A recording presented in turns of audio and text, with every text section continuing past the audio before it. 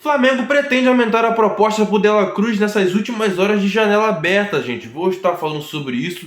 Peço a vocês que se inscrevam no canal, ativem o sininho. É muito importante que você curta esse vídeo, porque quando você curte o vídeo, você mostra para o YouTube que esse vídeo é relevante e ele manda para outras pessoas e assim o canal vai crescendo com a sua colaboração. Esse é o canal Futebol Expressivo e eu estou todos os dias aqui falando sobre o Flamengo, gente. E, gente, começar falando sobre o jogo do Fluminense. Fluminense que jogou contra o Argentino Júnior, terminou em empate.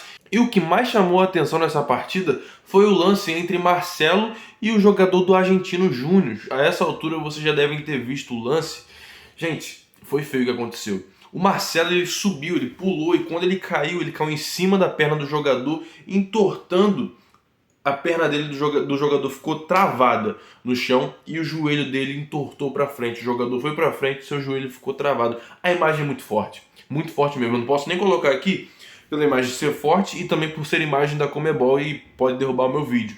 Mas se vocês pesquisarem no TikTok, aqui no YouTube mesmo, vocês vão ver o que aconteceu. E, gente, eu sou flamenguista, mas sempre admirei muito o Marcelo como jogador do Real Madrid, a história que ele fez. E eu poderia muito bem falar, ele fez de sacanagem, se fosse o Flamengo. Não, gente, ele não fez de sacanagem. No lance dá pra ver que ele ficou muito assustado, ele começou a chorar depois que ele viu o estado que o jogador ficou. Foi muito sem querer aquilo que aconteceu. Então, eu desejo melhoras pro jogador do Argentino Júnior e que o Marcelo fique bem psicologicamente também, porque a cena foi muito forte. Gente. Ele quebrou a perna do jogador, rompeu todos os ligamentos do joelho e ainda dobrou. O corpo do jogador foi pra frente e o joelho do jogador ficou pra trás, a perna ficou travada. Parecia que a perna dele ia soltar, parecia que ia arrancar a perna dele ali, a parte de baixo da perna dele. Gente, foi uma cena horrível, horrível de se ver. Eu não recomendo vocês verem se vocês não tiverem estômago forte. E mudando o assunto, falar sobre notícia boa no Flamengo. O Davi Luiz treinou normalmente com bola hoje e estará disponível para o próximo jogo, o jogo de quinta-feira contra o Olímpia. Esse jogo do Fluminense eu comecei falando sobre ele porque quem sair vencedor dos dois jogos, quem se classificar para a próxima fase, será o nosso adversário. Nessa quinta-feira agora nós vamos jogar contra o Olímpia, o Davi Luiz está de volta e uma notícia triste é que o Eric Pulgar não está recuperado ainda da sua lesão. Jogador que se lesionou antes do jogo, no aquecimento na verdade, antes do jogo contra o Atlético Paranaense, o jogo pela Copa do Brasil, se lesionou. O Flamengo achou que foi uma lesão boba, achou que era um desconforto mesmo muscular. E quando viram era uma lesão de grau 2 na coxa, se não me engano, na coxa esquerda. E acabou deixando o jogador de fora de vários jogos e tudo indica que esse será mais um jogo que ele estará de fora. Ele está tratando ali a lesão e eu espero que ele volte, gente. E eu espero que ele volte logo, gente, porque eu tô curioso para ver Alan e Eric Pulgar jogando juntos ali no meio campo, fazendo uma dupla de volante.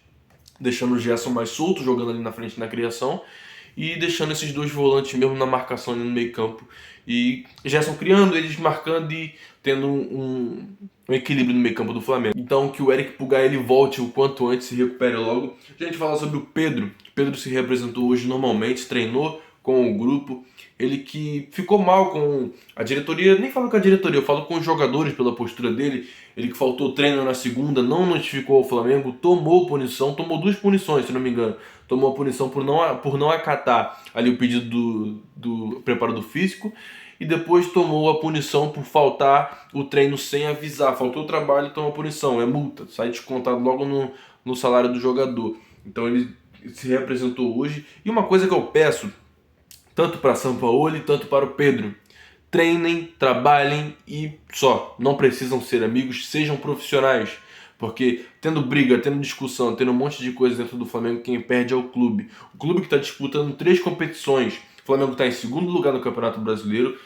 Abriu 2 gols de vantagem para ir para a final da Copa do Brasil. E disputará essa semana o primeiro jogo para ir para as quartas de finais da Libertadores. Então o Flamengo está brigando nas 3 frentes e o Flamengo quer levar pelo menos um título dessas 3. O torcedor, claro que vai querer sempre todos os títulos, mas o Flamengo está nessa luta aí. A gente não pode ter brigas, ter discussões, ter crise dentro do Flamengo, gente. O que a gente menos quer é isso. Eu não concordo com a postura do Pedro, até porque ele não concorda em ser banco. Beleza, o jogador não tem que se conformar em estar no banco, mas a partir do momento que ele está no banco e não respeita seus colegas que também estão no banco e estão de boa, estão aceitando a sua condição, ele tenta se colocar como melhor que os outros, e no Flamengo não tem que ter isso. Por mais que tenha jogadores talentosos, eu não consigo tirar o Gabigol de dentro do campo, eu não consigo tirar o Gabigol ali do time titular para colocar o Pedro. E eu vou explicar os motivos. Pedro não é comprometido taticamente, não é um jogador que ajuda na marcação, é um jogador que espera a bola no pé. O Gabigol tem um comprometimento muito grande, taticamente falando. É um jogador que marca, que não é tão bom nisso, mas sai da área para armar jogada. É um jogador que não é tão bom na área, mas as outras coisas que ele faz dentro do campo faz com que ele seja importante para todos os esquemas táticos de todos os treinadores que já passou desde 2019 ali no Flamengo. Então o Gabigol, gente, para mim, ele e a Arrascaeta, eles são insubstituíveis, eles não saem. Então o Pedro, ele tem que entender isso. Enquanto ele não tiver ali um comprometimento tático, ele não vai jogar no Flamengo, ele não vai ser titular absoluto. Ele foi com o Dorival porque o Dorival encontrou uma forma onde o futebol do Gabigol conseguisse render, mas não fazendo tantos gols assim como ele fazia antes, para que o Pedro conseguisse render. E o time não tinha intensidade de marcação na frente. Então, a gente sabe o que um atacante tem que ter hoje em dia para jogar no Flamengo e no futebol de alto nível, que está muito mais corrido. Então, o comprometimento tático do Gabigol supera o do Pedro. A gente fala sobre o Wendel, o Flamengo desistiu oficialmente do jogador, não vai trazer nem Claudinho, nem o Wendel.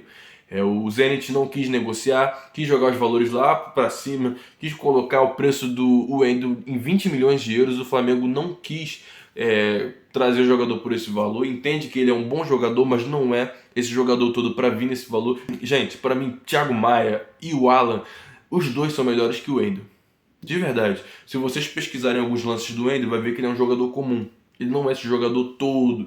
Eles que estão querendo jogar os preços lá para cima, justamente para ganhar um dinheiro em cima do Flamengo. Tentaram envolver até o Vitor Hugo e o Pedro na negociação, um dos dois, para o Flamengo conseguir ali trazer o Wendel. E o Flamengo simplesmente negou essa possibilidade.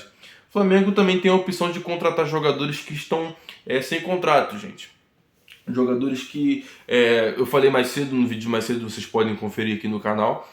Tem o Vieto, que é um jogador que estava no Al Hilal, fez gol contra a gente no Mundial, né? Ele que fez o gol ali que ferrou a gente.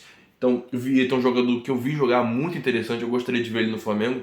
Jogador de 29 anos, se eu não me engano, tá livre no mercado. Tem um jogador também, o Lanzini. Lanzini é outro jogador, esse tem 30 anos, tá sem contrato também, não tem equipe ali, não pertence a nenhuma equipe. O Flamengo também pode fazer uma proposta pelo jogador. Então cabe o Flamengo ir atrás desses jogadores. Já a gente fala sobre o De La Cruz. O Flamengo, nessas últimas horas de janela aberta, tenta a contratação do meia uruguaio. O Flamengo que vai aumentar ali a proposta pelo jogador.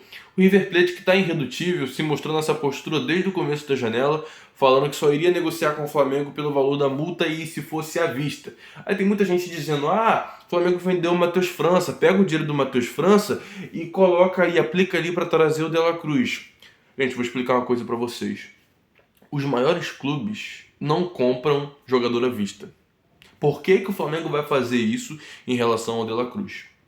E outra coisa, o Flamengo vendeu o Matheus França, mas foi parcelado, gente. Não vai receber o dinheiro assim, toma o seu dinheiro todo aqui. Não é dessa forma.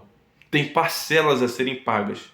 Então, para o Flamengo contratar o De La Cruz à vista, teria que ter um investimento muito alto, teria que ter um dinheiro ali em caixa, justamente para poder pagar esse dinheiro à vista para o River Plate, porque é dessa forma que eles querem negociar. O melhor cenário é o Flamengo conseguir ali um desses meio atacantes que eu falei que estão sem contrato, e tem jogadores interessantes nesses jogadores que eu citei. São 4 jogadores, né? Eu não estou recordando todos que eu falei no último vídeo, mas podem ir lá conferir. O Flamengo poderia tentar trazer um desses jogadores, que não teria custo nenhum, não compraria nenhum deles, e no final da temporada poderia tentar contratar o De La Cruz, porque a gente sabe que a multa de um jogador, a partir do momento que o seu contrato vai acabando, vai chegando no final, a multa diminui. Então você paga menos pelo jogador. O Flamengo pode tentar trazer o De La Cruz mais para frente. O que me incomoda é a postura do jogador. As notícias que a gente estava trazendo, que estava saindo no GE, estava saindo em vários outros lugares, diziam que o Flamengo já tinha se acertado com o jogador, que o jogador se animou com a possibilidade de vir, mas ele não mostrou nenhuma vontade de sair do River Plate. Pelo contrário, ele deu até declaração dizendo que gostaria de ser campeão da Libertadores esse ano ainda, pelo River Plate, sendo titular, sendo ali uma das peças fundamentais do clube. Então eu fiquei pensando, gente, se ele quer isso, ele não quer sair do clube agora.